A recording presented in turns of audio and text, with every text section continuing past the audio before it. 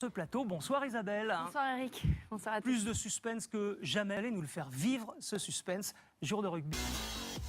Les semaines se suivent et se ressemblent, vous le disiez, suspense maximum à tous les étages et notamment dans la course pour le maintien. Un des candidats de cette course, c'est Oyonnax. Oyonnax qui recevait Montpellier aujourd'hui, une semaine après sa victoire à Biarritz. Enfin, un premier résultat à l'extérieur, capital évidemment dans l'optique du maintien. Avant une série de 3 tests décisifs, eux aussi à domicile. Et un retour, Yann Chavenin, un retour au bercail très attendu du côté d'Oyonnax. Vous l'avez entendu, il a pris son pied, François Trinduc. Il faut dire qu'il s'en est beaucoup servi aujourd'hui.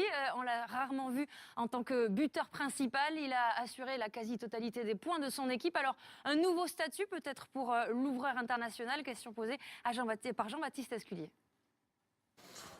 Alors, quand on parle de maintien, on parle forcément de Pays-Bas. On va évidemment aborder le cas de Biarritz dans quelques minutes, mais d'abord Bayonne, son voisin. Bayonne recevait l'Union Bordeaux-Bègles aujourd'hui avec un nouveau match, donc coup près pour l'Aviron. Et ses supporters, toujours venus en nombre, il faut le signaler cette saison, malgré les circonstances, des supporters derrière leur équipe. Mais la problématique, elle reste la même pour tout le monde, pour tous les candidats, Guillaume Garrigue, à ce maintien. C'est un faux pas interdit à domicile.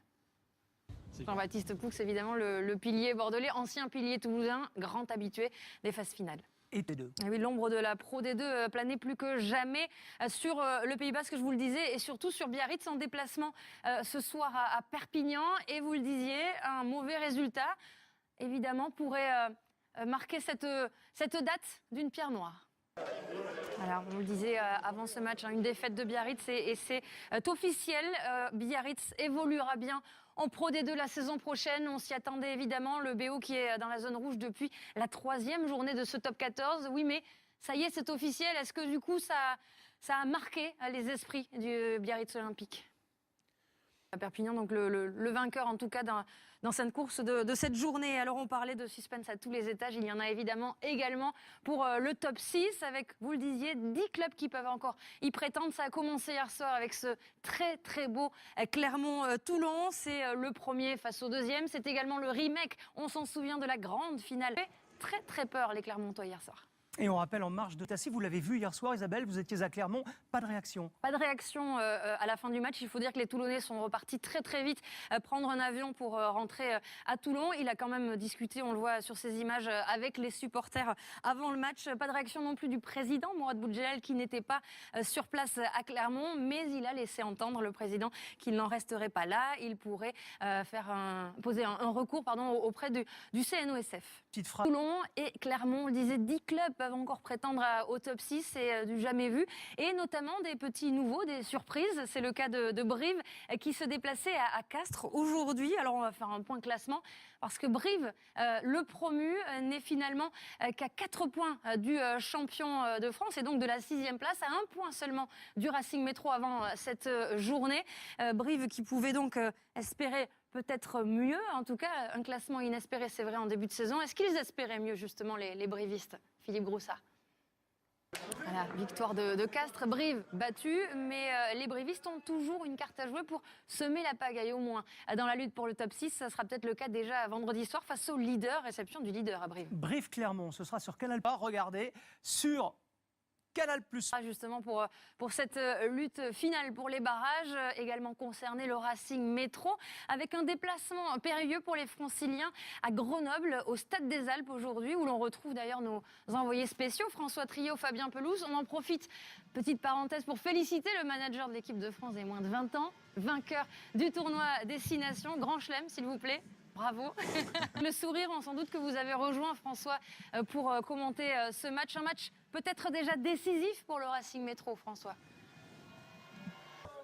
Et on en arrive, merci. De France pour un match du top 14 cette saison. Plus de 63 000 supporters ont répondu présent. Ajoutez à cela des pom-pom girls, du soleil, une pluie de staff, des internationaux français. 11 au total sur la feuille de match. Vous obtenez un match exceptionnel qui a tenu toutes ses promesses. Jérôme Pinault.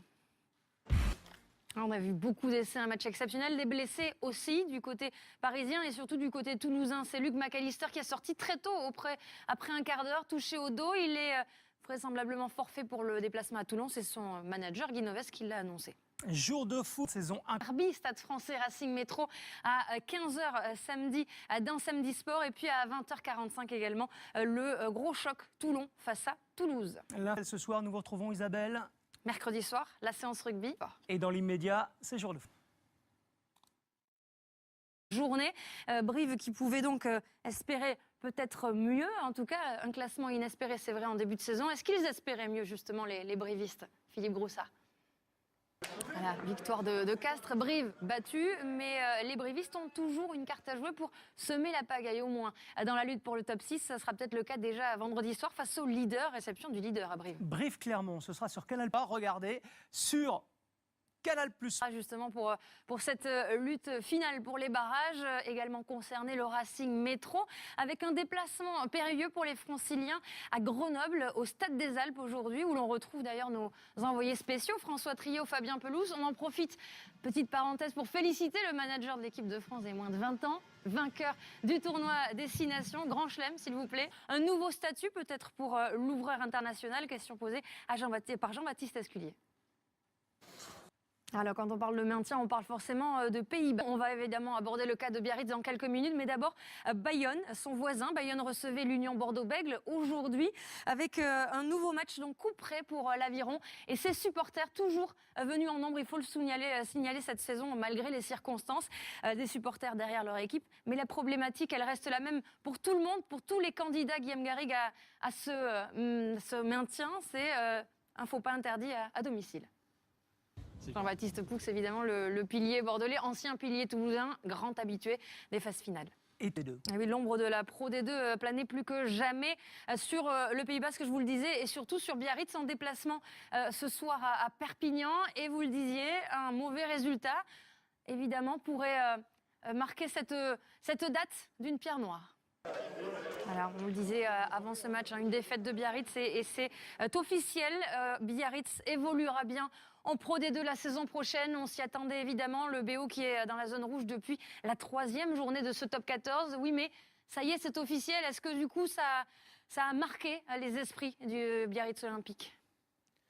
À Perpignan, donc le vainqueur en tout cas dans cette course de cette journée. Alors on parlait de suspense à tous les étages, il y en a évidemment également pour le top 6 avec, vous le disiez, 10 clubs qui peuvent encore y prétendre. Ça a commencé hier soir avec ce très très beau Clermont-Toulon, c'est le premier face au deuxième, c'est également le remake, on s'en souvient de la grande finale.